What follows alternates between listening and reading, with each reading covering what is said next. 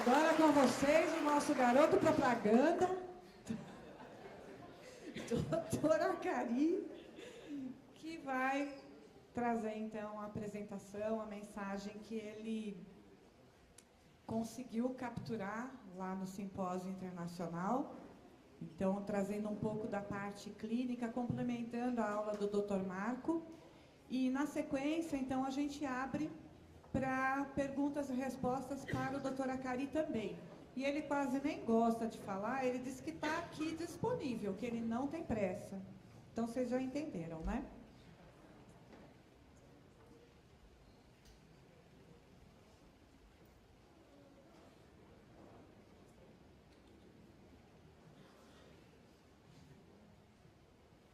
Na história da Brela teve muitos momentos bonitos, né? E algumas pessoas se encantam com o trabalho que é feito pela Brela. E nós temos hoje aqui, vai ser uma novidade para a Cari, o resultado do trabalho de umas meninas da Escola de Belas Artes de São Paulo. Eles procuraram a Brela e quiseram registrar no livro a história da associação. A Cari, queria passar para você o livro que as meninas fizeram, contando aí a história da Brela desde 98 para cá.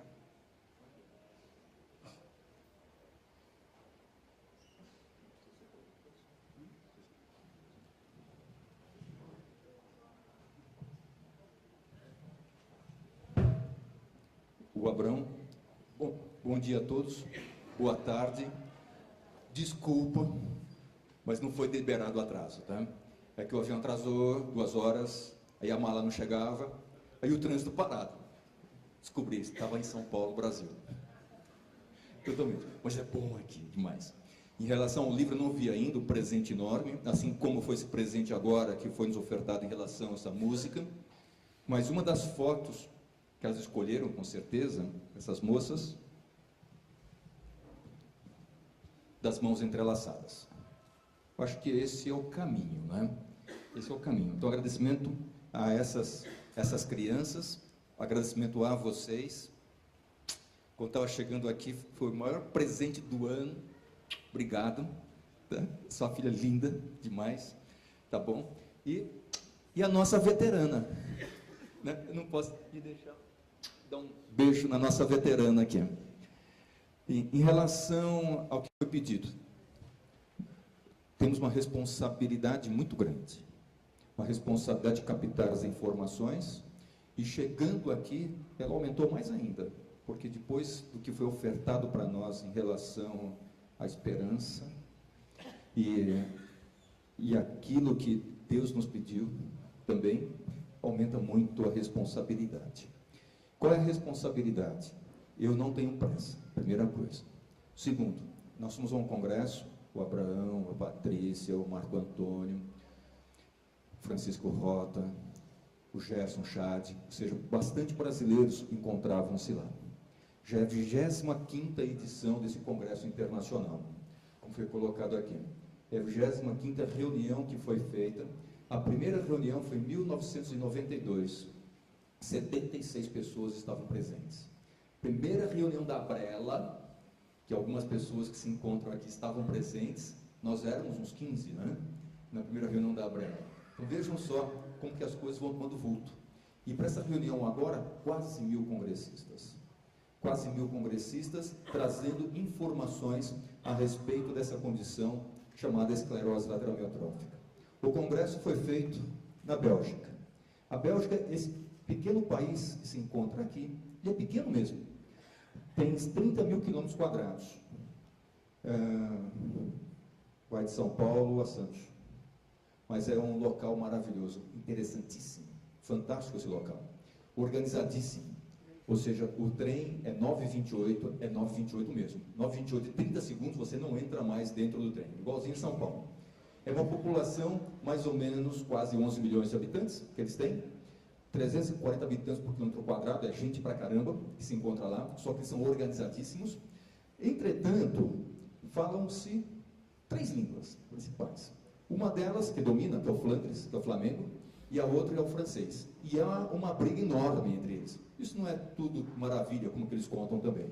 61% da população ela é flamenga, 39% da população é francesa.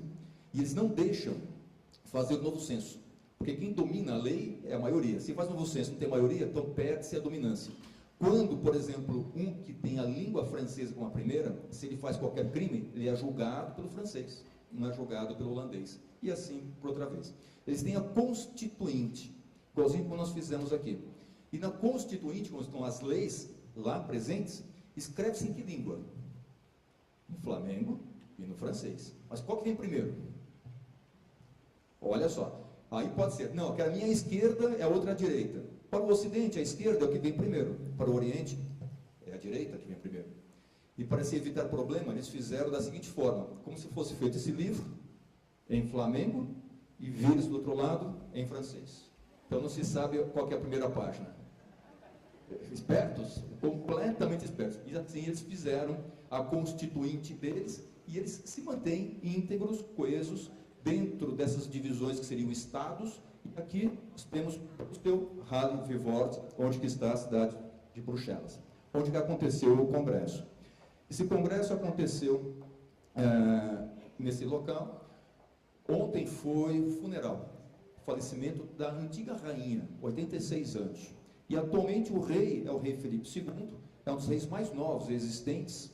Ele é nascido em 1960, ele foi formado tanto em flamengo como em francês. Ele tem que falar as duas formas, uma forma sem acento, para ser realmente um representante dessa nação. E ele foi educado numa escola militar, quase todos esses indivíduos são educados em escola militar. Depois ele fez nos Estados Unidos a Oxford, depois foi para na Inglaterra, Oxford, foi para os Estados Unidos, na Califórnia, e formou-se em ciências políticas. É um indivíduo de uma atenção muito grande. Um dos locais interessantes é o Parlamento Federal na Bélgica, onde tem o Senado e os deputados. Como seria Brasília? E o Senado, ele é escolhido logicamente, pela representação popular. Flamenga, 60%, 61%, francesa, 39%. Daí eles não querem fazer novo plebiscito. E tem ainda como representante no Senado os filhos dos reis. Isso faz parte da Constituinte. É importante isto para a denominação deles. Essa é uma fotografia de Bruxelas antiga, onde tem o cinturão das grandes avenidas no momento atual, e o congresso foi feito nessa regiãozinha aqui, colocada bem no centro da cidade, bem pertinho da estação. Uma tentação desgramada. Chocolate, chocolate, chocolate. O dia inteiro chocolate, o tempo todo, representação sob forma de flor. Você fala, não vou comer chocolate, não tem jeito. Então o olho cresce em direção a isto. É uma cidade muito bonita, a praça principal, a grande praça, ela é decorada nas atividades, nas festas. Ela estava decorada por causa do funeral da grande rainha, já nessa semana. À noite ela fica maravilhosa e tem essa coisa aqui.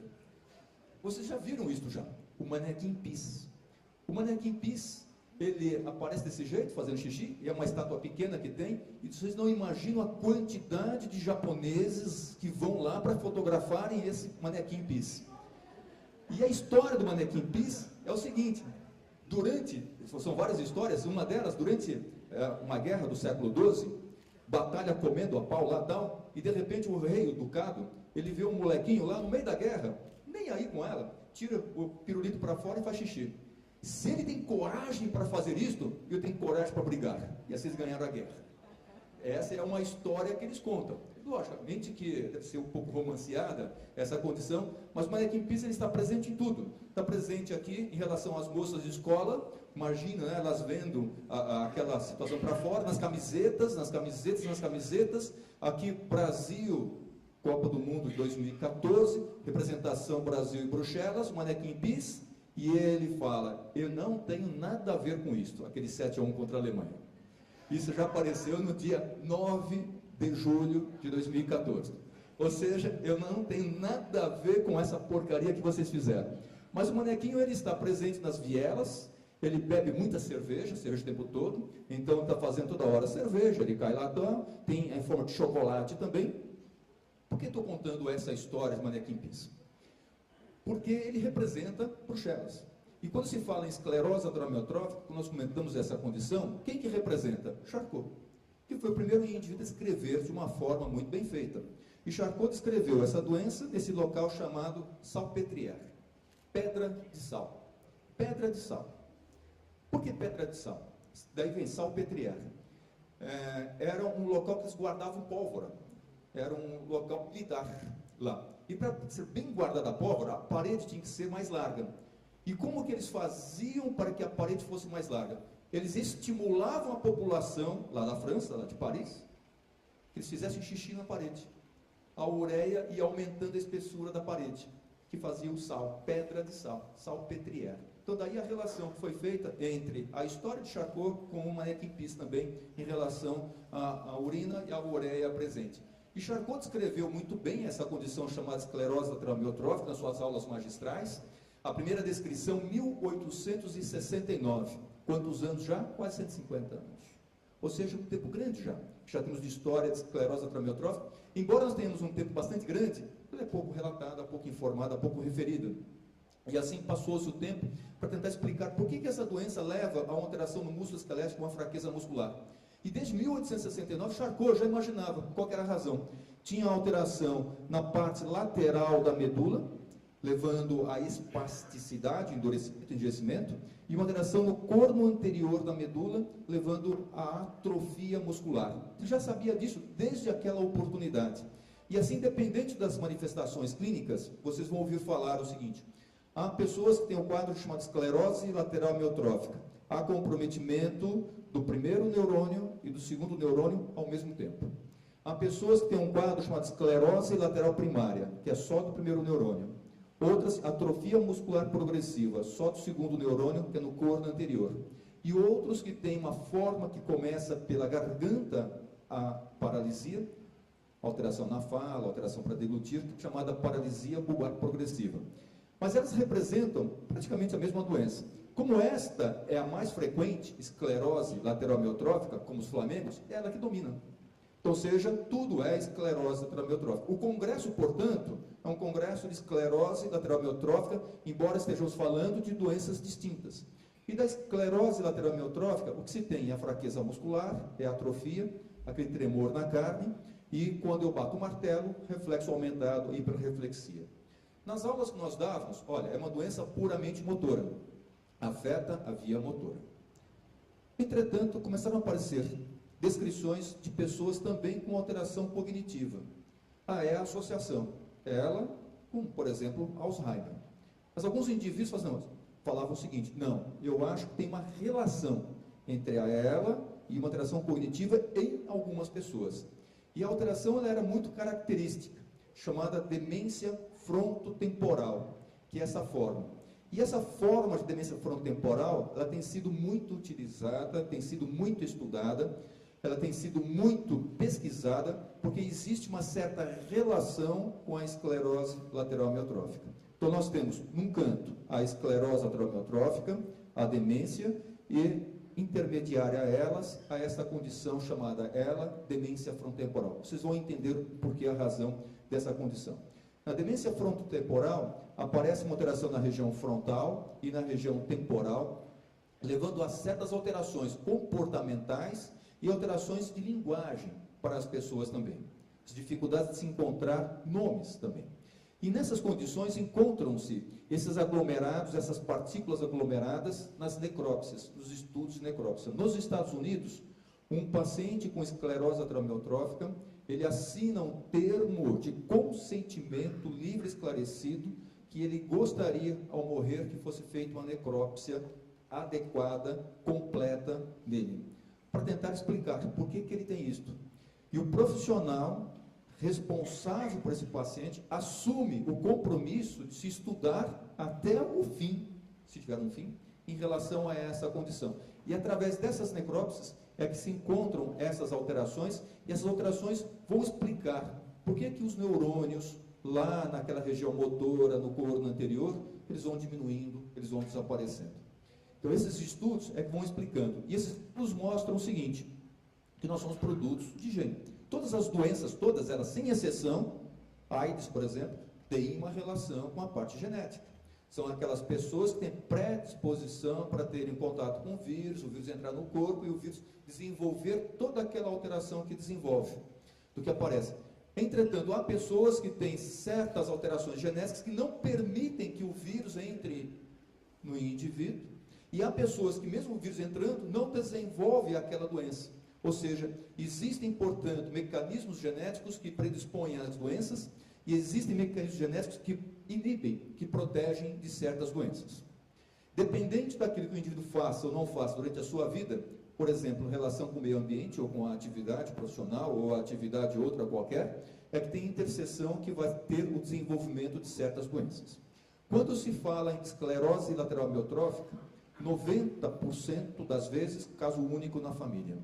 10% mais que um caso na família. Ou seja, aquela forma familiar. Esclerose lateral amiotrófica familiar. A primeira forma familiar descrita, ela foi descrita no ano da primeira reunião, há 25 anos, 1992. Depois vieram outras formas de formas familiares. E hoje tem um monte de formas familiares descritas já. Dentre elas, algumas que têm associação, esclerose lateral amiotrófica, com demência frontotemporal também. Então as pessoas, os cientistas, começam a estudar esses mecanismos genéticos, para que eles possam explicar o que está acontecendo com a pessoa. Se nós conseguirmos explicar bem, remédios aparecerão. Essa é a tentativa, portanto. E quando se fala a respeito de parte genética, vejam só, primeiro gene desenvolvido, identificado, depois vejam, foi aumentando, e olha só o número crescente de formas familiares, ou seja, mais de 30 formas familiares já descritas no momento. E cada vez mais tem mais forma familiar. Portanto, os cientistas estão estudando, não a maioria da população, um pedacinho da população, para que possa nos explicar o que está acontecendo com esse pedacinho e que nós possamos trazer essa informação para o aspecto mais comum, que é o unitário, que é ela esporádica. Então, esse é o caminho que as pessoas que trabalham na área estão fazendo. Um dos trabalhos que foram escolhidos como trabalho chamado Surprise Box. O que é o Surprise Box? Terminando o congresso, para que as pessoas, elas não esvaziam o congresso, eles deixam a surpresa para o final. Ou seja, que é a cereja do bolo. E a cereja do bolo foi exatamente essa forma hereditária nova que eles descobriram. Mas não é porque é da causa nova, é a forma como que ela foi descoberta.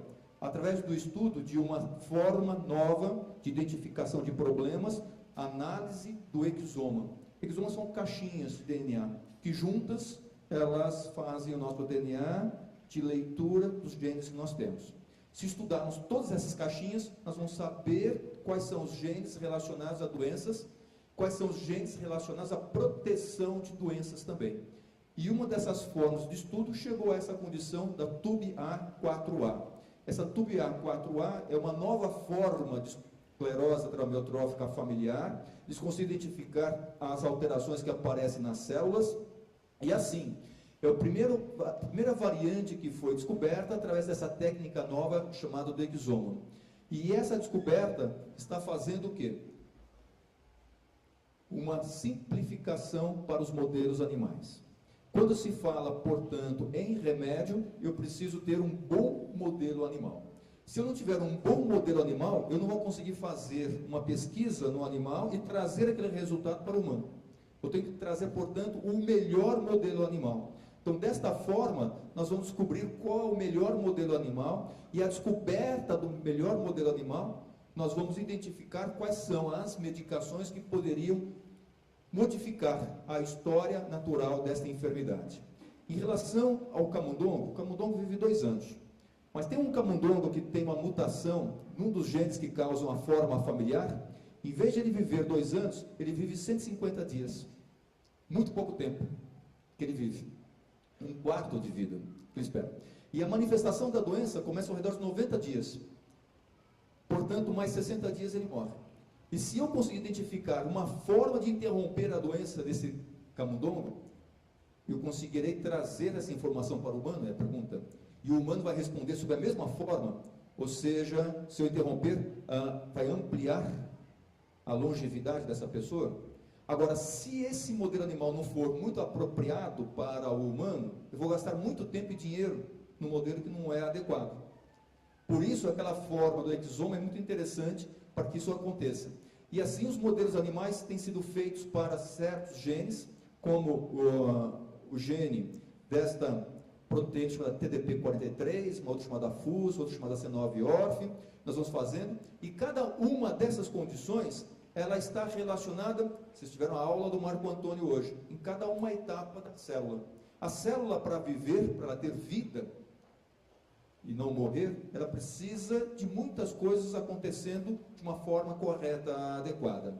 Então, eles separaram quais são os genes relacionados com a estabilidade da proteína, quais são os genes relacionados com a RNA e quais são os genes relacionados com o esqueleto celular. Entendendo-se cada mecanismo deste, eu vou chegar em tratamento. Então, eles vão entender o que está acontecendo na célula, o que está acontecendo quando a célula faz contato com outra célula, que é o prolongamento dela, do que aparece. Cada etapa desta, nós vamos estudando. Cada cientista estuda um pedacinho. E lá vai se fazendo o quebra-cabeça, vai se montando o quebra-cabeça. Descobriu-se com essa condição que a doença não é só do neurônio motor, não é só daquela célula que morre. A doença também é da célula vizinha. Por exemplo, das células que dão alimento para o neurônio, são os astrócitos. As células que fazem uma limpeza inflamatória da célula, que são as micróglias. Assim como as células que dão sustentação para os axônios, que são os oligodendrócitos. Ou seja, a doença pode começar aqui, ou aqui, ou aqui. Ou essas células em conjunto é que estão relacionadas com a doença. Cada pedacinho daqueles lá é que vai nos dizer qual vai ser a melhor forma para entendermos o tratamento para a esclerose lateral amiotrófica. Uma outra importante informação que apareceu lá foi o seguinte: a doença, ela começa e ela se propaga. Como ela se propaga? Parece que a célula doente, ela contamina, entre aspas, a célula vizinha. Ela passa essa informação para a célula vizinha. E assim essa célula vizinha fica doente também. A outra fica doente. É como se fosse a propagação da gripe, do vírus da gripe. Da mesma forma. E assim vai se tendo uma propagação. Eu tenho, portanto, interromper essa propagação.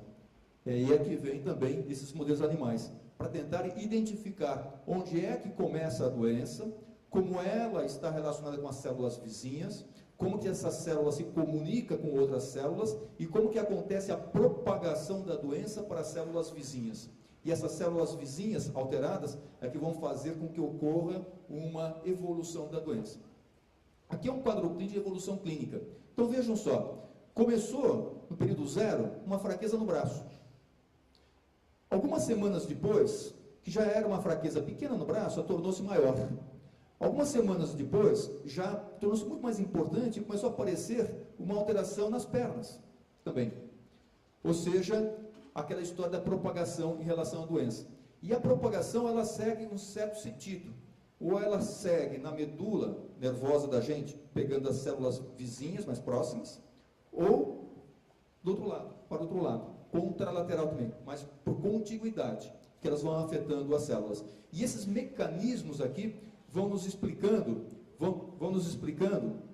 a forma de evolução da doença. Chega a um certo ponto, a pessoa, essa aparentemente sadia, tudo, começa a fraqueza. Aí a doença é mais rápida para algumas, para outras a doença é um pouco mais lenta, e para outras a doença até fica parada. A Natalina, por exemplo, ela está parada. Então parece que não está tendo mais aquele efeito lesivo para a célula vizinha. Mas há certas pessoas que a doença é muito rápida, ou seja, que aparece uma evolução mais intensa, mais rápida. E esse foi um trabalho muito interessante, mostrando a forma de evolução da doença sob uma forma sequencial. E por causa disso, por essa propagação, eu preciso identificar algo muito importante, que é um biomarcador, marcador biológico. Marcador biológico não de quando a doença começa, porque quando ela começa eu já vejo, antes dela começar. E quem que nos ensina isso? A forma familiar. De novo, então a forma familiar nos ensina, porque a gente vai estudar a família das pessoas que têm aquela condição. E tentar identificar naquelas famílias alguma coisa que aconteça nelas antes de aparecer o primeiro sintoma, ou o primeiro sinal clínico, ou o primeiro sinal de investigação laboratorial, por exemplo, a eletroneuromiografia. São os biomarcadores. E o congresso foi riquíssimo em biomarcador. Foi o congresso mais rico que teve em relação ao biomarcador. O biomarcador, por exemplo, esse aqui, a eletroneuromiografia, não é um biomarcador. Porque quando a gente faz e tem alteração, a doença já está presente. Já se encontra lá. Portanto, a eletroneuromiografia ela serve para nós para diagnóstico e não como biomarcador. Assim como a ressonância magnética do encéfalo, mostrando essa alteraçãozinha branca, mostra a alteração na via motora no primeiro neurônio, lá de cima. Também já quando a doença já está manifestada. Já não é um biomarcador mais, é diagnóstico. Nós precisamos, portanto, de biomarcadores antes da doença começar. Ou seja, aqui para trás, não quando ela já está manifesta. Porque uma vez que ela já esteja manifesta, por aquele efeito, entre aspas, contaminante, ela é rápida. Eu tenho que tentar identificar alguma coisa antes, igualzinho no modelo animal. Eu tenho que interromper a doença naquela fase antes de afetar outras células presentes. Não importa como a célula ela seja comprometida. Se ela é comprometida por um mecanismo, ou por outro, ou por outro, ou por outro, eu tenho que tentar identificar esses biomarcadores. Porque uma vez que a doença ela começa a manifestar, já significa mais de 50% de neurônios comprometidos, afetados, mortos. Então eu não posso deixar, porque o neurônio uma vez morto, ele não se regenera, ele não se refaz. Eu tenho que tentar identificar antes desse período, que é o período crítico para essa condição clínica. O congresso, portanto, o 25º, que veio, portanto, tanto tempo depois de Charcot, ele foi muito rico na condição chamada biomarcador. Martin Turner esteve aqui conosco há um mês, aqui em São Paulo. Ele disse o seguinte nas suas aulas: há mais ou menos 360 mil publicações na década passada a respeito de biomarcadores. Em relação às doenças neurodegenerativas, onde que a ela se encontra, 20 mil publicações. Mas com biomarcador, com validação, 318 publicações só. Em relação à esclerose lateral amiotrófica, só havia 20 pesquisas a respeito dessa condição, de uma forma sólida. E a importância é exatamente nessa condição. Uma vez que comece o sintoma, eu já deveria ter já o indício da doença, ou melhor ainda, ter feito o diagnóstico mais precoce ainda em relação a isso. É esse biomarcador que nós estamos procurando, esse biomarcador bem precoce em relação à doença. Qual que é o bom biomarcador? É aquele que possibilita a realização do diagnóstico precoce, aquele que avalia a progressão da doença, que vai me dizer se a pessoa vai ter uma doença mais rápida ou mais lenta, ou até parada, ou muito rápida também. Aquele biomarcador muito bom que vai poder possibilitar para nós um prognóstico, avaliar resposta terapêutica, porque o que acontece com os ensaios clínicos? Eles saem dos animais, depois vão para os humanos, depois eles fazem o duplo cego randomizado, metade da população usa remédio, entre aspas, metade o placebo, depois vão analisar os resultados, parece que funciona, aí continua-se o trabalho, vai ver o efeito adverso, aí vai ver se vale a pena. Vale a pena, demora 20 anos para se fazer isso.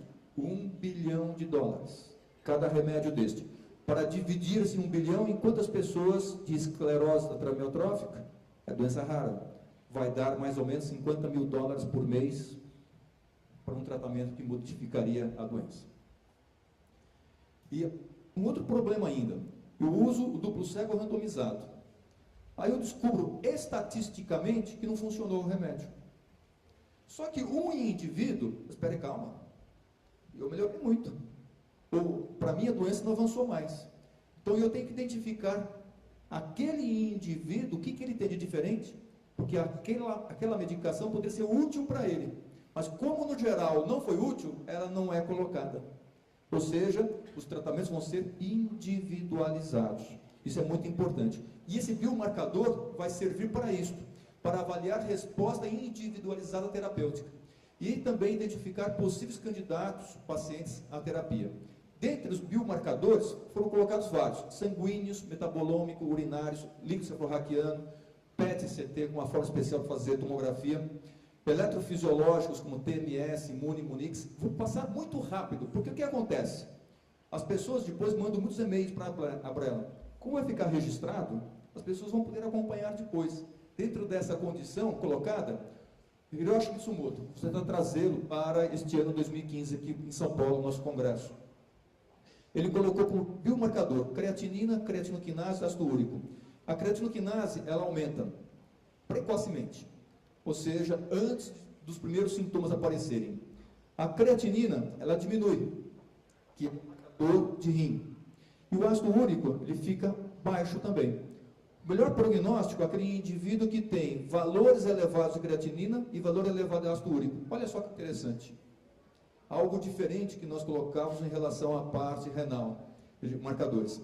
Uma outra forma é o estudo chamado metabolômicos. Os metabolômicos são estudos de vários marcadores outros, várias substâncias, glicemia, são várias coisas. Então eles fazem vários estudos, desses vários estudos vão ver qual é aquele que tem alguma relação com o prognóstico, alguma relação com o marcador para aquelas etapas que foram colocadas. E assim, um deles apareceu chamado SMAD. E esse SMAD ele está relacionado com um sinal que a célula ela tem relação com a outra célula, através do RNA. E esse SMAD tem uma grande relação, portanto, com esclerose lateral amiotrófica. Esses são os indivíduos com esclerose lateral amiotrófica, esses são indivíduos que têm miopatia, doença do músculo, ou seja, nada do neurônio motor, e esses indivíduos de outras doenças neurológicas. Olha só o número, a quantidade do SMAD em relação aos outros, muito mais alta. Esse é o bom biomarcador, parece, do que se tem. Primeira descrição a respeito dessa substância. O Dr. Martin Turner faz um trabalho com os neurofilamentos. Os neurofilamentos são substâncias presentes dentro do neurônio, ou seja, dentro do axônio. Bastante importante para passar informação de uma célula para outra. E quando nós temos uma doença degenerativa, como a esclerose lateral amiotrófica, ocorre uma alteração nesse axônio, aquela parte que relaciona uma célula com a outra, que liga a célula a outra. E quando ocorre alteração nesse caminho, nessa rua, nessa avenida, aqueles paralelepípedos que ficam na rua, eles começam a cair no líquido celular-raquiano, que são os neurofilamentos. Etosa esses neurofilamentos, ou seja, são paralelepípedos alterados. Quanto maior a dosagem, maior o comprometimento. Portanto, na esclerose lateral amiotrófica, quando comparada com outras doenças, a quantidade desses neurofilamentos é muito maior. É um bom biomarcador também, parece. Um outro muito importante que foi colocado é essa substância chamada PBR28. Através de uma técnica de ressonância magnética funcional. Injeta-se no sangue do indivíduo líquido marcado com essa substância e ela vai lá no cérebro e onde tiver alteração no cérebro, fica de cor diferente. Muito precoce.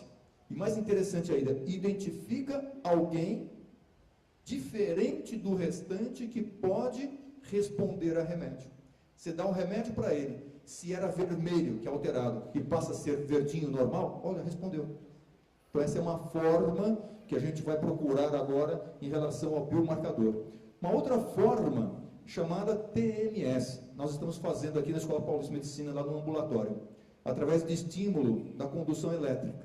Para eu mexer a mão, a condução ela vem do cérebro, passa para a medula, nervo, músculo. Então eu vou estudar esse caminho central. Nesse caminho central, eu vou ver a velocidade de resposta.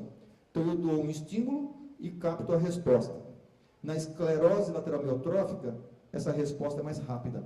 Ela é muito mais rápida e precoce. E mais precoce ainda. Se eu consigo, portanto, estudar essa onda direitinho, e se eu tenho uma onda mais rápida, esclerose lateral amiotrófica. E vou conseguir identificar as pessoas também, através dessa técnica, se ela está melhorando ou não com o remédio. Olha só que interessante. E não mais um grupo grande, porque vai ser necessário a gente estudar as pessoas. E assim, através dessas técnicas, dessas velocidades, eu consigo identificar as pessoas de forma de esclerose lateral amiotrófica familiar e a mesma técnica para esporádica também, do mesmo jeito. E a familiar está explicando o seguinte, que quando eu tenho aquelas alterações no DNA, ou a C9-ORF, ou a superose desmutase, ou a FUS, daquele grupo de doenças hereditárias, ocorre nesse grupo de pessoas hiperexcitabilidade neuronal. Rapidinho o reflexo. Mas, naquela condição esporádica, também acontece a mesma alteração. Ou seja, eu vou poder estudar os não familiares nessa forma também. Ou seja, descobrir se a pessoa tem uma certa predisposição genética, embora ele não tenha a forma familiar com famílias, com pessoas na família comprometidas. Olha só que interessante o que aconteceu em relação a essa condição. E assim, poderia verificar qual é um possível gatilho para a pessoa desenvolver a doença. Trabalho pesado, choque elétrico, trauma, atividade esportiva, alimentação. Eu vou procurar no meio ambiente do indivíduo se tem alguma coisa que possa favorecer a doença. Exemplo, nas Ilhas Marianas, que é a alimentação através deste morcego. Esse morcego ele come um fruto, e esse fruto é lotado de uma substância citotóxica. Naquele indivíduo que tem uma predisposição genética, desenvolve-se a doença. No indivíduo que não tem a predisposição genética, ele pode comer o tufo de morcego, que não desenvolve a doença. Vou tentar identificar essas condições de resistência também. Assim como nos esportistas. Há esportes que a doença ela é mais prevalente. Jogadores de futebol na Itália, por exemplo. Eu vou tentar identificar naqueles indivíduos qual é aquele que teria maior sensibilidade para desenvolver a doença. E assim, do ponto de vista também de outras condições, raio-x, infravermelho, poluentes, micro-organismos, trauma, exposição a agentes tóxicos, exemplos dados americanos que foram para a Guerra do Golfo, a exposição tóxica com aqueles, a mostarda nitrogenada, as substâncias químicas, eles desenvolveram a doença mais prevalentemente do que outros indivíduos da mesma faixa etária, os mesmos soldados, mas que não foram para o Golfo também. Uma outra técnica muito interessante que foi colocada lá é chamada Munix. Essa Munix, eu vou avaliar o número de neurônios que a pessoa tem na medula nervosa. Através de uma técnica mais rápida também. Eu analiso um braço, outro braço, perna em perna, faço uma somatória disto. E eu posso acompanhar temporalmente essa pessoa, para saber se a doença está sendo mais rápida, mais lenta ou mais leve. E se eu introduzo uma medicação, se eu mudo a inclinação da curva também. É uma técnica que está crescendo bastante nessa condição, são vários trabalhos que foram apresentados com a condição chamada Munix. Eles falaram que ela é capaz de refletir a progressão da doença clínica. E assim, nós estamos descobrindo na esclerose lateral amiotrófica marcadores biológicos de progressão da doença. A exemplo que tem acontecido com a doença de Huntington. As forma de degeneração espinocerebelar ainda não tem marcador, mas pode ser que a gente chegue na mesma condição, e a doença de Huntington está nos ensinando isto, muito. A doença de Huntington, descrita, o próprio Huntington há bastante tempo, então eles mostravam onde é que está o defeito, como que acontece, qual que é a progressão da doença, quando é que começam os primeiros sintomas da doença. Quando começa o primeiro sintoma da doença, já tem mais de 50% de neurônios afetados, mas tem uma condição chamada pré-clínica, depois uma outra clínica, que tem uma perda de 10% dos neurônios. Eu tenho, portanto, que fazer um diagnóstico o mais precoce possível. Como que uma doença é hereditária, passando de pai para filho, 50% dos indivíduos da família são afetados, eu consigo trazer o diagnóstico mais para trás ainda, através de testes genéticos e através de predisposição que as pessoas apresentem. E com esta forma, está sendo possível identificar condições, quando que a doença aparece do ponto de vista de marcador biológico. E se aparece, qual é o momento mais adequado para eu introduzir medicamentos. Quando se fala em modelo animal, eu introduzo o medicamento numa fase precoce. E os modelos animais hoje têm mostrado que os animais têm vivido mais tempo do que era esperado em relação à vida deles, quase dobrando a longevidade. Se dobra a longevidade, pode ser que aquela forma venha para nós. Mas quando é que eu introduzo a medicação? Quando aparece o primeiro sintoma? Quando aparece o primeiro detalhe clínico? Ou quando aparece o primeiro marcador biológico alterado? Ou seja, quanto mais precoce, é mais importante. Essas doenças têm nos ensinado. Nos ensinado também em relação ao tratamento, que é o que foi pedido para mim. Até agora eu só galinhei, está com vocês. Em relação ao tratamento, é multidisciplinar. Ou seja, a equipe trabalhando em conjunto, o paciente é o mais importante de tudo, embora ele seja o mais importante, mas falta para nós, terapeutas, detalhes. Detalhes do escutar, detalhes do ver, detalhes de uma atenção individualizada, do sentir e, principalmente, fazer daquele indivíduo um todo, um completo. Muitas vezes nós não damos toda essa atenção à nossa ansiedade, angústia, velocidade e a necessidade de outros afazeres também. Mas se não tiver tudo isso, especialmente escutar o outro, escutar-se em relação ao outro, isso é fundamental. Assim como é fundamental também, no tocante ao aspecto, a pessoa tem dignidade e respeito, desde quando ela tem dignidade e respeito. Se ela perder a dignidade própria e o respeito do outro, já não é pessoa a mais. Ou seja, deixa de ser pessoa. Isso é muito importante. E para isso ela tem que ter o livre arbítrio também. Ela tem que decidir. E como é que ela decide? Quando ela fala, quando ela se comunica, ela faz o gesto. Então ela está desse jeito. Mas há certas pessoas que perdem a capacidade do gesto. Há certas pessoas que perdem a capacidade do falar. Há certas pessoas que, para comunicarem-se, algumas estão na internet hoje, elas estão olhando, mas elas estão vivas e elas estão respondendo. E o livre-arbítrio delas, de escolherem o que é melhor para elas. Elas têm direito à vida, mas elas não têm direito a tirarem a vida. Na Holanda, por exemplo, existe uma condição do livre-arbítrio e a pessoa pode escolher de uma morte protegida pela lei e de uma morte acompanhada por um profissional médico. E esse médico dando para essa pessoa, para que ela possa morrer em paz, dando-se certas medicações que diminuem a atenção, a parte cognitiva, até o controle respiratório. Para alguns, isso é um homicídio assistido. Para outros, é uma morte boa. Não sei se tem morte boa, porque aparece. Mas lá na Holanda, eles levam a essa condição. Mas para essa pessoa decidir por uma morte boa desse jeito, ela tem que ter o livre-arbítrio, ela tem que entender tudo. Mas será que a pessoa está entendendo tudo? É a pergunta que foi feita por esta profissional da Itália.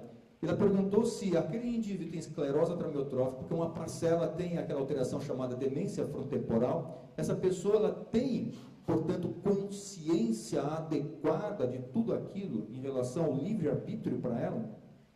Se ela é induzida por uma outra pessoa, porque ela torna-se um peso para a família, peso para a sociedade, não é melhor para a família, portanto, insistir para a pessoa, é melhor morrer, uma morte boa. E nós somos induzidos. Veja, as compras, Natal, 25 de março hoje, quantas pessoas indo para lá, nós somos induzidos por muitas vezes. E ela faz um trabalho bastante interessante, e nesse trabalho mostra que as pessoas com esclerose atramiotrófica, a maioria delas, elas têm consciência completa do que está acontecendo. Ou seja, elas têm direito, portanto, ao livre-arbítrio e levando-se a uma condição da melhor escolha. Exceto aqueles que têm realmente aquela demência frontotemporal muito bem definida. Esse é um detalhe muito importante de escolha que a pessoa quer.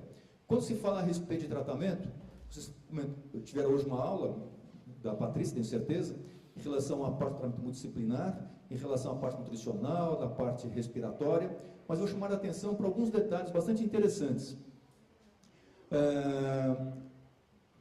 Em relação ao prognóstico. Qual um dos fatores mais importantes em relação ao prognóstico? Nutrição. E quando se fala, a pessoa tem que estar nutrida realmente, não é gorda, é nutrida. Ou seja, todos os elementos têm que estar presentes. Carboidrato, proteína, gordura, os oleoelementos, aquelas substâncias importantes para a saúde do indivíduo, isso tudo vem com alimentação, com alguma suplementação que ela vem. É muito importante esse detalhe e torna-se o detalhe mais importante em relação à sobrevida. Quando se fala a respeito dessa condição nutricional, o interessante é, aquilo que seria bom para a parte arterial é ruim para a esclerose atramiotrófica. Ou seja, gordura muito baixa, colesterol muito baixo. O remédio para baixar colesterol acelera a doença. A não ser que a pessoa tenha uma doença de risco, aí precisaria esse indivíduo fazer uso da medicação, lógico. Mas, de uma forma geral, ele precisa um pouquinho mais de gordura. No outro ano, foi colocado o resultado desse medicamento chamado Tirazentiv. Esse Tirazentiv ele vai entrar no mercado. Esse Tirazentiv ele aumenta a força muscular. Ele faz com que o músculo ele contraia um pouco melhor, aumentando quase 10% de força. Só que o ensaio clínico feito, duplo cego, randomizado, tal daquele jeito, no finalzinho mostrou-se sem eficácia. Mas alguns indivíduos falaram, mas espera, calma, eu me senti bem. Eles foram estudar os que sentiram-se melhor neste ano.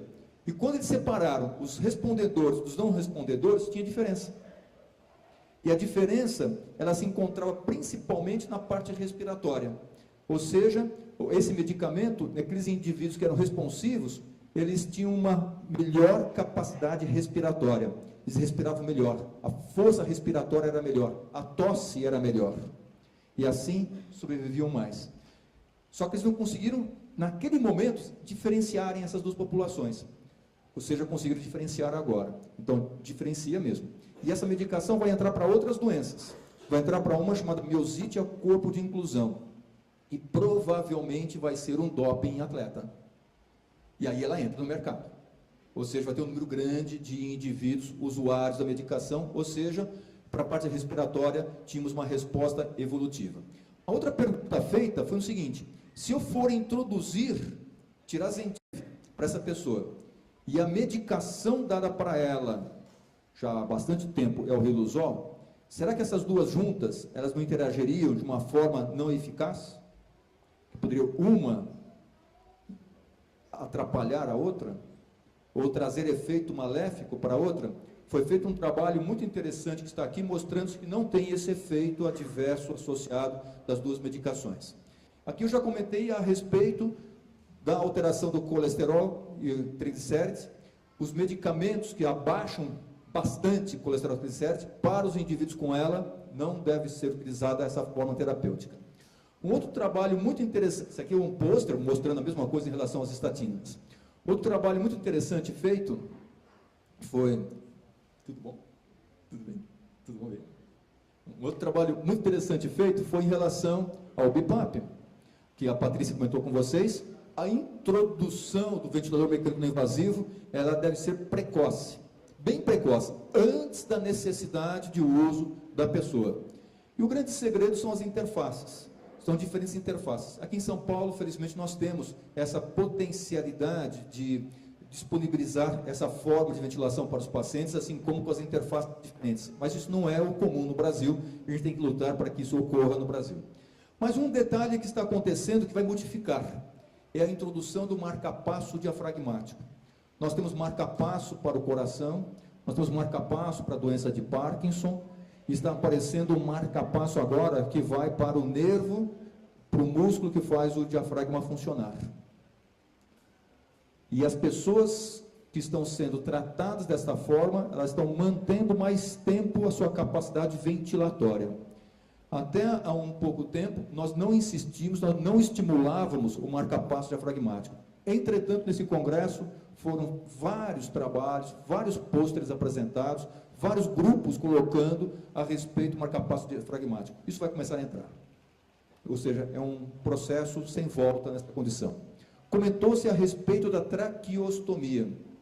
Traqueostomia, ela não é estimulada pelo nosso grupo aqui. Por quê? Porque você precisa de enfermagem, aspiração, mais tempo, então tem mais traumas na aspiração. E como nós temos a facilidade da ventilação mecânica não invasiva com as diferentes interfaces também, nós estimulamos mais essa condição, só que não é uma realidade brasileira. E quem tem alguém em casa com traqueostomia sabe a dificuldade de aspiração desse quadro todo. O que eles colocam é uma realidade japonesa, que é diferente. Lá no Japão, o paciente não fica em casa, ele vai para o hospital. E lá no hospital é preferível, portanto, que exista uma ala inteira de pacientes iguais. E com traqueostomias também, porque a enfermagem vai em sequência. Em sequência. Então, ou seja, muito cuidado com uma informação de um grupo, quando você tenta trazer aquela informação para a realidade nossa. Ainda nós trabalhamos e insistimos mais com a ventilação não invasiva e não a invasiva. Grande dificuldade para aqueles que têm fraqueza na musculatura cervical. Os terapeutas ocupacionais estão debruçados literalmente em relação ao melhor tipo de colar cervical, para tentar fazer uma sustentação. Foram várias propostas as apresentadas lá em relação aos colares cervicais, mas é difícil. E as comunicações? Embora existam as comunicações aumentativas com esses computadores que aparecem, mas qual que é a mais aceita? Não tem jeito. Ainda é aquela sua forma de letras. E esse foi o quadro mais rápido que eu vi até agora. É um quadro que a pessoa vê de um lado, do outro lado, o paciente que está aqui está vendo e o cuidador vendo a mesma letra, com letras coloridas diferentes, então é muito mais fácil a leitura. Então eu fiz questão de fotografar essa moça fazendo demonstração com o paciente lá. E através dessa demonstração, essa moça faz trabalhos lindos de pintura, que é feito só com os olhos, e ela vai mandando a pessoa faz com os olhos, depois aquilo que está pensando, passa para o computador e fazer os desenhos que ela está querendo dizer e fazer. Tratamento neuroprotetor, ainda é o Riluzol. Esse é o tratamento que é utilizado. O Riluzol realmente ele amplia a sobrevida das pessoas, só que de uma forma não muito intensa, mas ele é um neuroprotetor. E esse Riluzol ele atua fazendo uma certa proteção do neurônio. É como se fosse um fator protetor solar na pele. Seria proporcionalmente um fator protetor 5 ou 10, mas não é um 50, não é um 100. Estamos atrás de um segundo fator protetor para essa condição, e esse congresso ele mostrou o seguinte: quanto mais rapidamente introduzida a medicação, ou seja, na fase mais inicial da doença, mais efetiva ela é, ampliando a sobrevida. Quando ele é introduzido mais tardiamente, o efeito é menor. Quando ele foi introduzido há bastante tempo, ele foi introduzido da seguinte forma: para as pessoas que não têm alteração respiratória, as pessoas que tenham ainda uma certa independência, porque o trabalho científico foi feito com essas pessoas. Ele não foi feito com pessoas mais limitadas. E eu tenho pessoas que só comunicam com os olhos e eu continuo prescrevendo Riluzol ainda. Então, por exemplo, qual é a justificativa? Puxa vida, se a pessoa ela quer ficar viva, se ela está viva, se ela está produzindo, e se a produção dela é dependente da comunicação ocular, por que eu não vou permitir que essa comunicação ocular ela se mantenha por mais tempo? É a forma. Então, ou seja, por isso que eu ainda continuo utilizando a medicação, mesmo nessas condições outras. E nesses anos, várias medicações foram testadas. Várias. E todas essas medicações, eu volto no Manequim Peace. Ou seja, água no chope. Nenhuma delas funcionou. Mas não funcionou como? Porque foi separada a população. Então, aparece naquele grupo todo, de uma forma geral. Pode ser que um daqueles modelos descobertos em modelos animais, funcione para uma certa pessoa. Daí é que entra os biomarcadores novamente. Então, essa água no chope que se encontra, são várias substâncias, existem ainda outras substâncias sendo testadas, do que aparece, mas tem uma outra interpretação do Manequim Peace. Da mesma forma, urina, tem água, renovação da vida, e aqui os belgas, eles comentam que a melhor água que tem é a água de cerveja. É ela que faz as flores ficarem lindas, os jardins ficarem lindos, maravilhosos. E realmente eles são desse jeito. Ou seja, é a renovação do que aparece. E da renovação, quais foram as novidades do Congresso? Então, aquelas que chamaram muito a atenção para a gente, que tem uma potencialidade para chegar para nós. Quando eu falei que começa a pesquisa, um certo período de tempo, até sair na prateleira da farmácia, são 20 anos. Algumas medicações já se encontram já numa fase quase final já. Uma delas, que você acredita, que seja essa aqui, olha, NP001. Só que esse NP001, ele só funciona em pessoas que tenham um processo inflamatório no neurônio. Não é na articulação, é no neurônio. E como que eu sei qual que é a pessoa? Através dos biomarcadores de novo. Eu fazendo um exame específico, se eu descobrir que aquela pessoa tem aquele processo inflamatório definido no neurônio, assim eu utilizo. E naquele indivíduo que tem um processo inflamatório do neurônio, ou seja, o neurônio ele morre por causa do processo inflamatório, se eu introduzo essa substância, veja a doença, ela estabiliza, ela não progride. Então, ou seja, nós vamos tentar identificar, através dessas técnicas novas, qual é aquele indivíduo que tem um potencial terapêutico de responder à medicação chamada NP001. A medicação ela é segura e bem tolerada, mesmo em alta dose não teve intolerância. Os pacientes com maior inflamação são aqueles que tiveram maiores benefícios. Em alta dose parou a progressão em 27% dos pacientes, e especialmente aqueles que tinham esse processo inflamatório que estava presente. Uma outra substância que foi colocada lá, que tem um potencial terapêutico enorme, que é essa RBM45, que é um modulador da via antioxidante. Quando se fala em antioxidante, os indivíduos falam assim, eu vou dar um remédio antioxidante, vitamina C, vitamina não sei das quantas, aqueles negócios para quelar sangue, não sei o que, isso não funciona, o que aparece. Então tem que ser específico para o indivíduo, tu vai gastar dinheiro, o que aparece. Então tem vários mecanismos celulares que eles estudam, esses mecanismos celulares, eles conseguem identificar essa substância chamada RBM45 e diminui muito o efeito oxidante, e assim aumenta a longevidade celular e, por consequência, a longevidade do indivíduo também. Mas isso está sendo identificado. Uma outra coisa que foi colocada da seguinte forma: fator do crescimento do endotélio vascular. Então, eu jogo no indivíduo esse fator de crescimento. Já tem sido utilizado há bastante tempo, só que foi colocado na veia. Só que para a veia, para chegar no cérebro, tem um caminho longo, tem que passar barreiras. E quando chega no cérebro, chega em quantidade pequena. Então, qual é a forma? Eu tenho que jogar, portanto, na cabeça. De uma forma contínua. Em Portugal, eles fazem injeção todo dia. Do que aparece. Não pode. Então, uma das técnicas, qual que é? É colocar um marca-passo na barriga, que é essa substância, esse material, esse negocinho que está aqui presente, aqui na barriga. Aqui tem um fiozinho, esse fiozinho vai para a coluna, dentro da coluna, e nesse local, que é um reservatório, eu ponho uma substância terapêutica, que é o fator de crescimento. E assim eu vou renovando de uma forma periódica, 18 ml por punção, dá mais ou menos de 7 dias a 2 semanas para o indivíduo.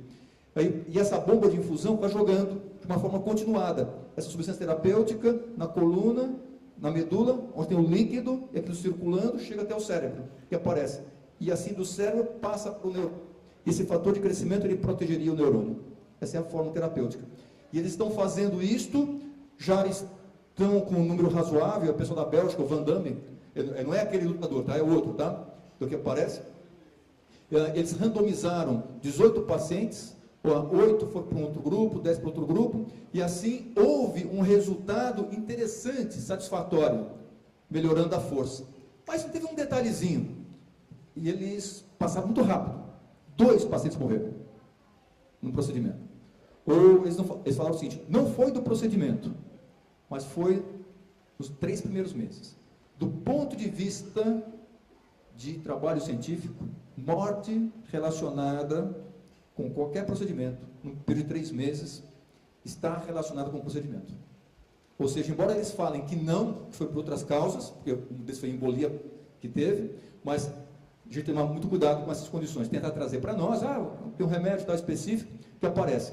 Ou seja, certos indivíduos, a evolução estabilizou, só que alguns continuaram a apresentar evolução, esse morreu também, logo depois da administração da medicação. E o tratamento regenerador, célula-tronco. Quando se fala em célula-tronco, vários pacientes, eles perguntam a respeito disto, familiares perguntam a respeito disto, e alguns pacientes no Brasil estão indo para Paraguai, alguns foram para a Alemanha, alguns foram para a China, fazerem tratamento com célula-tronco. E qual foi o resultado disto? Em relação ao tratamento da célula-tronco, daquela célula que pode funcionar como qualquer outra célula do corpo. Então, como que tem funcionado? Existem ensaios clínicos feitos nos Estados Unidos, em Israel e em outros países, mas nós estamos ainda muito longe do tratamento com célula-tronco. Porque a gente tem que entender aquele quebra-cabeças que nós comentamos a respeito da célula. quanto tempo que ela sobrevive, como que ela migra, como ela interage, a comunicação entre as células, como que acontece, qual é o melhor momento para fazer o tratamento com célula-tronco, será que o tratamento é melhor antes da doença se manifestar, ou quando começa a doença, ou naquele período onde a doença já está muito avançada, será que aquela célula funciona, do que aparece? Nós não temos essas respostas ainda, o que se tem, mas algumas respostas nós temos. Aquele tratamento feito na China não funciona, aquele tratamento feito na Alemanha não funciona, o tratamento feito em outros países, até o momento, não funciona. Mas foram apresentados alguns estudos com célula-tronco lá também. E algumas células para fazer neurônio. Outras células de sustentação e células de alimentação. É assim que têm sido feitos os tratamentos. Só que até o momento, qual que é a tendência? É para entender o processo. Entender se o processo a gente vai conseguir identificar quais são as substâncias que auxiliariam a célula-tronco. Talvez seja a célula-tronco mais a administração daquela substância chamada fator de crescimento do endotélio vascular. Talvez um antioxidante. Talvez colocando esse aqui, NP001 junto. E talvez junto com o riluzol também, como se fosse um coquetel igualzinho no tratamento para AIDS que estava acontecendo. E uma das células é essa chamada IPS. IPSC. Essa célula, ela induz a transformação de uma célula anterior em neurônio, que aparece. Então, são técnicas que vão aparecendo. E já que célula-tronco não funcionou, e agora? O que acontece? E agora é o seguinte, esse indivíduo CIDIC, tipo CIDIC, tem mostrado a seguinte forma. O neurônio, ele morre por diversos caminhos, no final. Nós estamos tentando atacar cada caminho deste, cada avenida desta. Só que ele está fazendo o contrário. Não importa o caminho que comece, o final sempre é o mesmo. Se eu conseguir identificar o que acelera a morte da célula aqui no finalzinho, se eu conseguir interromper e inibir esse finalzinho, não importa como que ela comece, eu consigo proteger a célula. Muito esperto, muito inteligente, dessa forma. E assim eles vão estudando quais são aqueles mecanismos finais da célula para que a gente consiga identificar alguma droga que eu consiga identificar e dar para o paciente e que não progrida mais. Qual é a forma? De novo, estudando a forma familiar, ela familiar. E uma daquelas que tem sido estudada é a C9orf72 de novo. E entendendo esse mecanismo, vou entender também tratar degeneração espinocerebelar. Igual, é a mesma forma, é o mesmo caminho. Não importa os caminhos presentes, mas todos eles terminam em Roma. Se eu consigo identificar o que acontece em Roma, eu consigo, portanto, proteger a célula, proteger as proteínas de sustentação da célula. Não vou entrar em detalhes aqui, como isso acontece, mas uma das formas é o estudo dos oligonucleotídeos. Eu consigo fazer, são polímeros pequenininhos, eu consigo fazer também a caráter para a pessoa, especificamente para a pessoa. Esses oligonucleotídeos, eles já têm sido estudados e utilizados para uma doença chamada atrofia muscular espinhal, que é uma doença de criança, que quando a criança tem a manifestação completa dessa doença, ela morre antes de 1 ano de idade. Todos os neurônios morrem, todos eles. Por isso que eles escolhem as piores doenças para estudarem. E se eu conseguir identificar um mecanismo para proteger o neurônio, nossa, eu descobri para ela, eu descobri para degeneração espinocerebelar também. Isso já tem acontecido já em relação à atrofia muscular espinhal. São os oligonucleotídeos antissense, vocês vão escutar muito falar a respeito dessa condição. Qual doença que estão fazendo? Na familiar C9orf72. Ela foi escolhida para isso. E qual é a razão? Porque na Europa ela representa 40% das formas familiares. É a mais comum delas, das formas familiares. E como que as pesquisas são feitas na Europa, daí eles escolheram essa condição. E como nessa condição há um defeito de uma repetição dessas letras várias vezes, eles têm feito a seguinte forma terapêutica. Eles cortam essa repetição de letras através dessas técnicas. E o cortar a repetição dessas letras através dessa técnica facilitaria o quê? A não produção de proteína tóxica para o neurônio. E assim não se passaria o efeito tóxico para o neurônio vizinho, interrompe a doença que se tem. E isto vai aparecer. E outras formas que eles estão fazendo, não só é com o oligonucleotídeo, através de outras formas terapêuticas, chamadas proteínas relacionadas ao ribonúcleo heterogênica, que é HRNPA1. Tem um trabalho muito interessante, e esse trabalho foi escolhido naquele Surprise Box no último dia, como um daqueles que poderão trazer cura para a esclerose lateral amiotrófica e talvez para outras doenças degenerativas também. O acúmulo de substância no final da célula é que faz com que ocorra a morte celular. Se eu inibir aquele acúmulo final, não importa como que comece, a doença não evolui, ela não progride. Então eu vou atacar essa célula, essa regiãozinha chamada P53, que causa a morte celular. Essa é a conclusão do trabalho.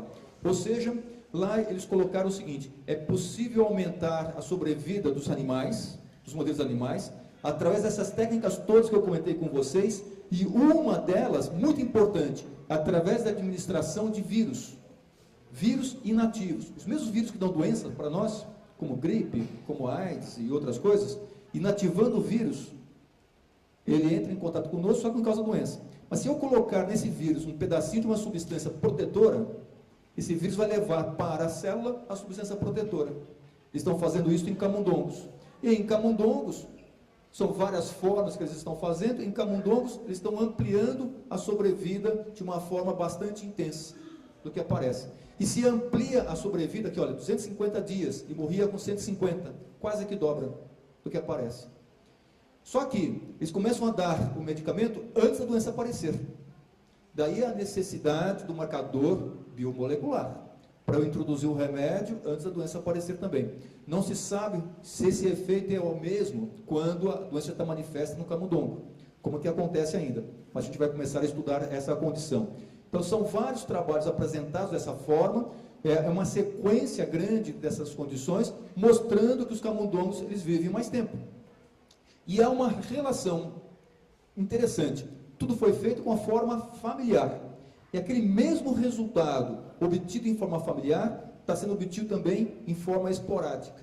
Ou seja, naquele indivíduo isolado, sem ter o defeito familiar muito bem manifesto. Mas a forma terapêutica que eles estão descobrindo, eles têm transportado essa forma para a condição esporádica também. E dentre as formas que eles têm colocado, é uma chamada chaperonas. Chaperonas, as proteínas, elas têm uma forma tridimensional. Elas não têm uma forma subdimensional. Para elas funcionarem, elas têm que ter 3 dimensões. Só que elas não estiverem uma forma certinha, elas não representarão uma proteína normal. Se elas estiverem deformadas, são as proteínas mal formadas, as deformadas. E tem certas substâncias que atuam na forma delas, tridimensional, do que se tem. E certas condições utilizadas fazem com que essas proteínas, elas mantenham uma forma melhor. Descobrindo-se, portanto, nós estamos fazendo, descobrindo certas substâncias que atuariam nessa forma proteica, como essas condições. Dentre elas, essas duas têm um grande potencial para melhorarem a forma proteica final, e essas duas podem fazer com que ocorra uma estabilidade da célula através do complexo de Golgi, que é uma substância importante, ou através do lisossomo, ou da própria mitocôndria também. É como se fosse uma máquina de lavar. Eu tenho um alvo específico, eu lavaria aquela célula, tiraria substâncias mal formadas, que levariam a sujeira naquela região. E assim, novamente, possibilita para a pessoa que ela tenha aquele processo sendo refeito, mas eu lavo de novo, refeito, eu lavo de novo, e a doença para de progredir, para de acontecer. Essa é uma forma muito interessante, descoberta como? Em modelos animais, novamente. Em modelo animal, a pergunta que foi feita é: por que em certos modelos animais a doença é mais rápida? Por que em certos animais a doença ela é acelerada? O que acelera a doença? Aí eu pego as pessoas que têm doença mais rápida. O que está acontecendo nesses indivíduos? E na descoberta deles, foi uma alteraçãozinha só de uma substância relacionada ao cobre. Olha só, cobre, uma coisinha só. Mas também não vou dar cobre para o indivíduo, não adianta eu dar cobre. Ele tem que atuar na região certinha da célula. Eu tenho que colocá-lo na região certinha. Se eu conseguir colocar na região certinha, aqui eu não tenho filme, mas o camundongo não anda, tratando certinho, o camundongo está andando. Ou seja, refez um processo. Aquilo que o neurônio se refaz, em modelo animal conseguiu se refazer. Em parte, essa célula fundamental para o funcionamento motor desse modelo animal. Então, se isso acontece, isso pode vir para nós também. Amplia-se, portanto, a sobrevida, mas não só amplia-se a sobrevida, mas dá-se para o indivíduo uma potencialidade motora mais digna também, ou seja, uma melhora motora para as condições. Através dessas técnicas, portanto, os indivíduos foram mostrando que é possível modificar as células, modificar as proteínas, essa dobra das proteínas e essa modificação das dobras, chegando a uma condição mais saudável. Qual outra substância que tem um potencial terapêutico através disso? A 5-fluoridina. A 5-fluoridina, ela vem da urina. De novo, o manequim piso, olha só que interessante que aparece. Ela também amplia a sobrevida dos animais. Como que ela amplia? Modificando aquela forma proteica da função mal formada. Foi, portanto, um congresso, do ponto de vista, assim, de riqueza, fantástico. Absolutamente fantástico. Em relação, assim, olha, o que eu tenho para nós, do ponto de vista de tratamento hoje? Pouca coisa. Não, tem muita coisa que foi colocada. E um dos detalhes interessantes é a respeito da plasticidade, o que leva certas pessoas a terem resistência muito grande. Vem a neuroplasticidade, a capacidade do indivíduo, a capacidade maleável das pessoas. Dona Natalina, ela esteve presente na primeira reunião da Brela, isso faz 15 anos. Ela é debutante, né? Ela é debutante. E ela veio à primeira reunião, quase desse jeitinho. E ela tem esclerose atramiotrófica confirmada por exames. Eletroneuromiografia, ressonância, negócio todo. Está lá. Só que a doença parou. Logicamente, os cientistas estão loucos para estudar o DNA dela. Malucos para estudar. O que essa mulher tem de diferente? Eu falo, ela tem um marido, né? Que é o super marido. Tem um marido, super marido. Outra coisa, estão procurando, o que tem essas pessoas de diferente? O que tem Stephen Hawking de diferente? Stephen Hawking tem a doença desde os 21 anos de idade. Aos 34 anos com traqueostomia. Está com 71 anos. E aqui uma frase dele: meu nome é Stephen Hawking, físico, cosmólogo e uma espécie de sonhador. Embora não possa me mover e tente falar por meio de um computador, minha mente é livre. E talvez seja este o segredo, a mente livre. Ele comenta algo muito interessante. Eu tenho a medida do meu corpo, mas ainda não sei até onde minha mente vai. Ela é muito maior. E talvez seja esse o segredo dessas pessoas também. Tem um filme, foi apresentada lá uma pequena sinopse do filme, Teoria do Tudo. Tem dois atores, Redmayne, que faz o Stephen Hawking, e tem o que seria a namorada dele, que é o nome dela agora, o que aparece, Felicity Jones, que é a namorada dele, fazendo. Essa é a história de Stephen Hawking, que estará aqui no Brasil 22 de janeiro de 2015, contando-se a história de Stephen Hawking. Então já tem até a data já da... Oi? Você viu o filme já? Sim, tudo bem. Então, de 2 de janeiro vai ser, nós vamos premiar. E o que diria Stephen Hawking? Olha, você só trouxe coisas pequenas, não sei o que mais, mas tem algo muito interessante. Ele é da física. Ele sendo da física, através de marcadores biológicos. Tem um marcador biológico, deixei para o fim, que é a cereja do bolo, que é em relação ao estudo do estímulo elétrico. E através do estudo do estímulo elétrico, verifica-se que os indivíduos com esclerose lateral amiotrófica têm uma resposta mais rápida do que se tem. Essa resposta está relacionada com a abertura do canal iônico, chamado canal de potássio. Esse canal de potássio ele abre mais rapidamente. E essa abertura faz com que a resposta seja mais rápida do que se tem lá. E se eu inibir esse canal de potássio, o que dá vida, dá morte também. Se o problema é hiperexcitabilidade, se eu inibir. Então, eles descobriram uma substância chamada retigabina. Essa retigabina, ela é inibitória desse canal iônico.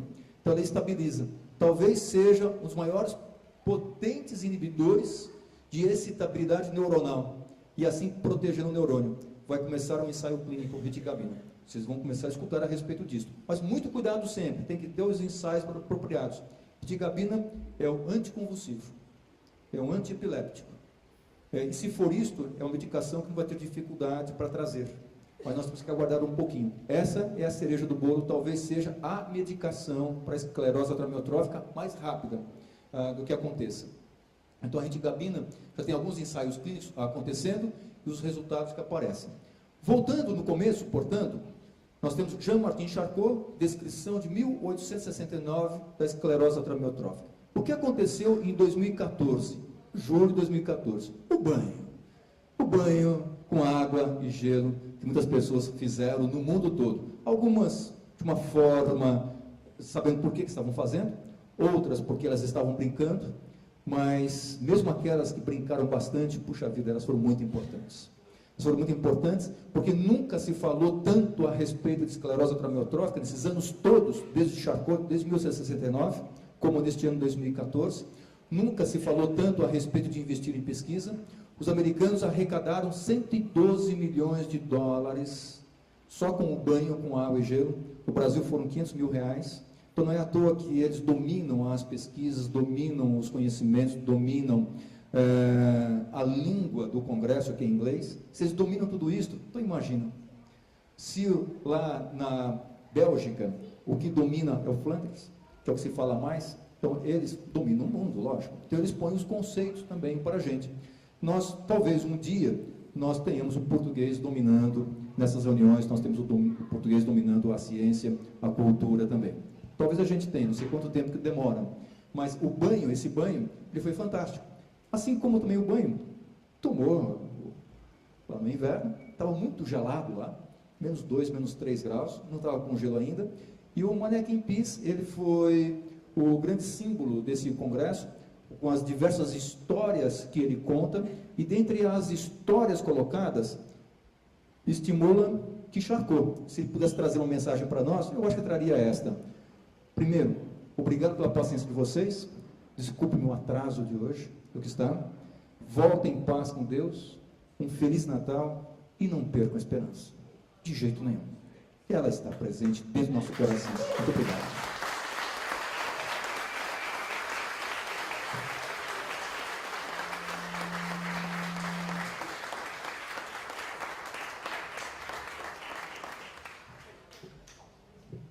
Eu não tenho pressa. Aprendi isso com minha avó. Quem quer fazer pergunta? A minha avó, ela faleceu com 97 anos de idade. E ela rezava todos os dias. Ave Maria, cheia de graça, o Senhor é convosco, e livrai-me dos médicos e dos hospitais também. E deu certo. Aí, uma outra vez, eu fui ao banco com ela. Ela estava com 93 anos. Ao banco. Aí ela foi na fila normal, ela não foi na fila dos preferenciais. Eu fiquei quieto, porque lógico que não vou chegar, não vou incomodar. Quando ela chegou no caixa, depois de meia hora, aí o caixa, Dona Maria, já não disse para a senhora se eu tenho uma fila especial para a senhora? Seu moço, na minha idade, eu não posso ter pressa. Ou seja, tem que aproveitar todos os momentos, e lá estavam falando com todo mundo. Nossa, que chance estavam dando para ela, né? Não podia perder a oportunidade. Então, eu não tenho pressa, tá bom? Quem quer fazer alguma pergunta? Como nós somos uma família, aqui... outra coisa, para Mannequin Peace tem banheiro ou não? Então, tudo bem. Então tem um banheiro para vocês, então quem quiser, tá tudo bem, tudo tranquilinho. Como nós somos uma família, então, por gentileza, nome... e qual é a relação existente no tocante ao aspecto ela? Se é paciente, se é um familiar, se é um cuidador, se é uma personalidade da saúde, isso porque nós estamos gravando lá, tá bom? Boa tarde, meu nome é Manuel Amorim, eu sou irmão de um portador de ela, e eu fiquei com uma curiosidade com relação a esse traço do gene, que é genético. Eu, enquanto irmão, eu preciso tentar diagnosticar precocemente a doença, porque pode haver essa relação, e com relação às filhas dele, e de que forma que a gente tem que fazer isso. Vejam só, ele se chama Manuel, mas é esperto. Hoje em dia é difícil falar de piadas, porque tudo é politicamente incorreto. Português eu posso, porque eu sou. Então não tem problema. Então, nós somos. Se for ver, todos nós somos, né? De um jeito ou de outro, todos nós somos. Então a pergunta é muito inteligente, muito esperta. Então a pergunta é, caso esporádico. Provavelmente é caso esporádico. Ah, mas eu quero fazer avaliação genética. Não é bom. Por qual razão que não é bom? Porque são quantos genes que estão lá? Você viu? Crescendo. E depois outro detalhe ainda. Há pessoas que têm um defeito genético que nunca vão desenvolver a doença. Nunca vão desenvolver. Isso já vimos já. Tem uma forma familiar chamada SOD1.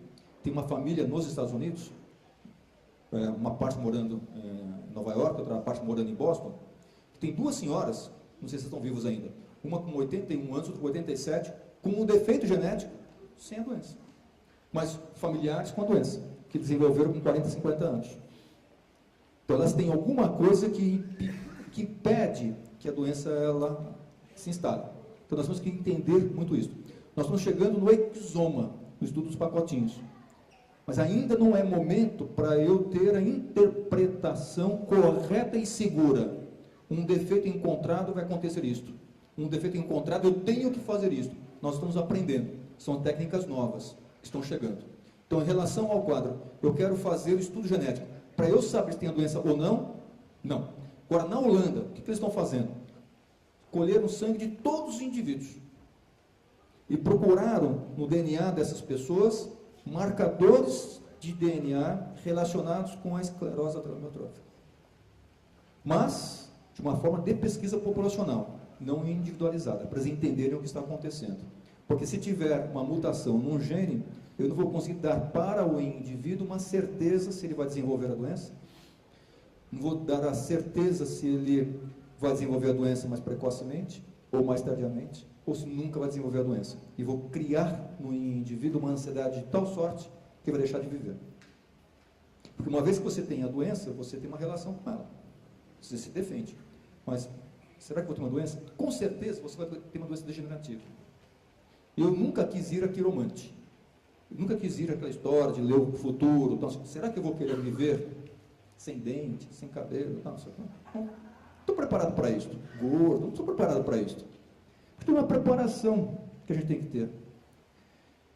E se eu quiser me ver no futuro, eu vou viver nem um dia na minha vida. Nem uma hora, nem um momento.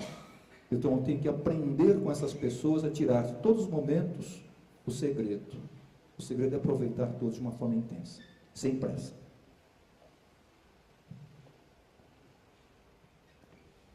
Tem uma lady first, tá bom? Oi, meu nome é Edilene, sou paciente.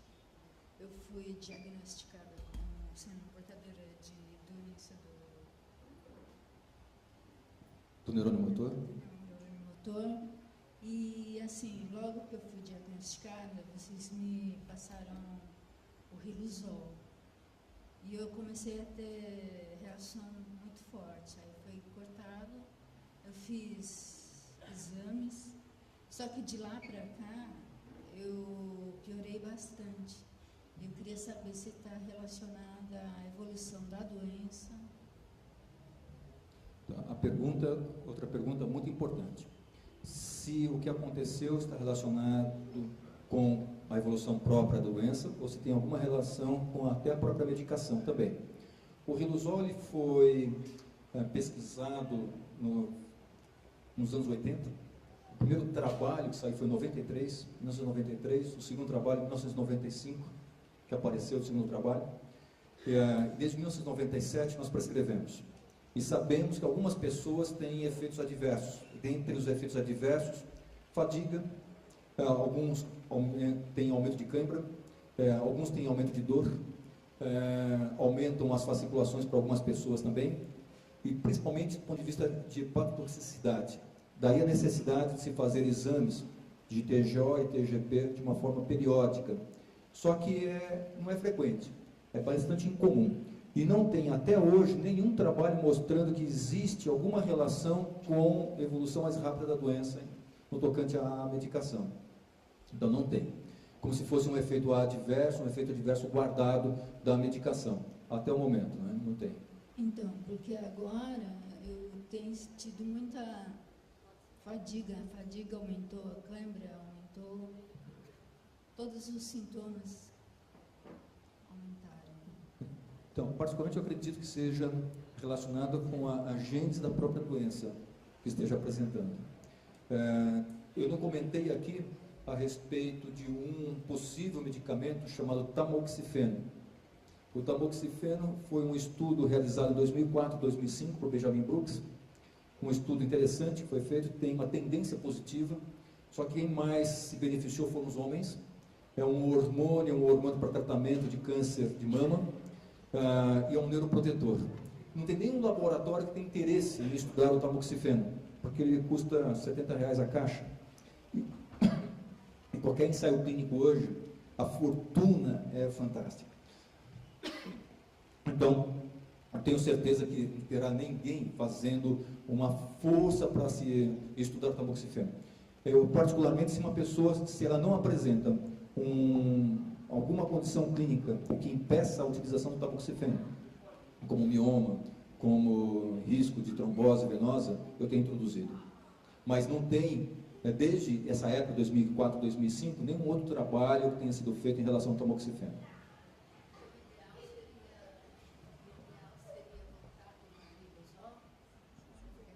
Então, a pergunta que ela fez, se o ideal seria voltar ao Riluzol. Sugeriria, voltando, um comprimido por dia em vez de 2, longe das refeições, para ver como que se relaciona com a medicação. Depois, se aprender tempo, 2 ao dia de novo. Agora, se tiver mal-estar de novo, tudo, então provavelmente está relacionado a ele. Obrigado.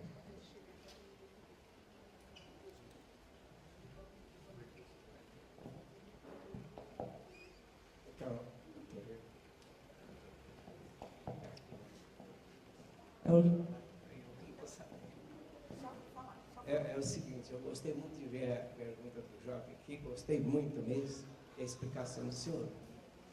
O senhor disse uma coisa também que eu costumo dizer, eu nunca gosto de ir na cartomante, porque o que eu já passei, eu já sei, não preciso dela me explicar. O futuro pertence a Deus. Perfeito.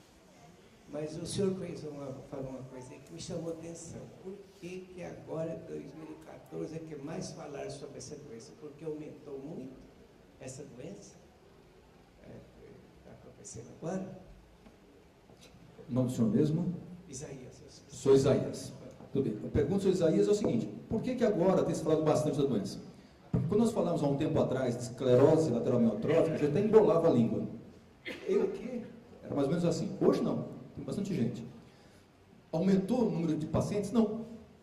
O número é mais ou menos igual. Só que ficou mais atenta a população para essa condição. E, ao mesmo tempo, hoje nós temos mais profissionais da área da saúde. Quando eu comecei a fazer neurologia, durante os 6 anos médicos, nenhum paciente eu vi. Se eu vi, não diagnostiquei, ninguém chamou minha atenção. Quando eu comecei a residência médica, na escola pós-medicina, que é uma escola fantástica, fui ver o primeiro paciente no meu R2, segundo ano de residência. Eu não gostei. Eu não gostei na época daquilo que eu vi em relação à esclerose lateral amiotrófica, mas na verdade o que eu não tinha gostado foi do que o meu professor disse. Olha, se chama esclerose lateral amiotrófica, doença degenerativa, evolutiva, irreversível, incurável e fatal, e nada pode ser feito. Olha, eu fiz medicina para nada ser feito, então para que eu vou estudar, trabalhar, atender pessoas assim? Quando é que a minha atenção foi chamada de uma forma mais intensa? Quando fui fazer pós-doutorado nos Estados Unidos. Quando fui fazê-lo, tive a oportunidade de conhecer a Associação Americana, a Lou Gehrig. Eu tinha medo demais daquela história do efeito Orloff. O senhor se lembra, senhor Isaías? Lembra da vodka Orloff?